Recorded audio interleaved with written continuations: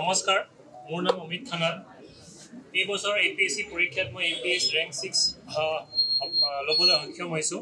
মই সমূহকে মোৰ প্ৰিপাৰেশ্যন জাৰ্ণি বিষয়ে আপোনালোকক জনাব চেষ্টা কৰিম যে বিগত ৩-৪ বছৰ ধৰি মই APSC পৰীক্ষাৰ প্ৰস্তুতি চলাই আহিছিলোঁ। এণ্ড এইবাৰ মোৰ থাৰ্ড ইণ্টাৰভিউ আছিলে আৰু মই থাৰ্ড ইণ্টাৰভিউত মই APSC পৰীক্ষা ক্ৰেক কৰিবলৈ সক্ষম হৈছোঁ।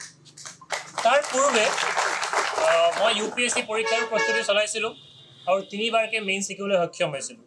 আৰু বৰ্তমানে মই আজমল IAS একাডেমীত ছিনিয়ৰ ফেকাল্টি হিচাপে কৰ্মৰত আৰু ইয়াত যোনখিনি মই পঢ়াবলৈ প্ৰস্তুতি চলাইছিলোঁ, ডিছকাশ্যন, কপি চেকিং, মই ভাবোঁ সেইখিনিয়ে মোক যথেষ্টখিনি হেল্প কৰিছে টু ক্ৰেক দিছ ইয়াৰ্ছ এক্সাম।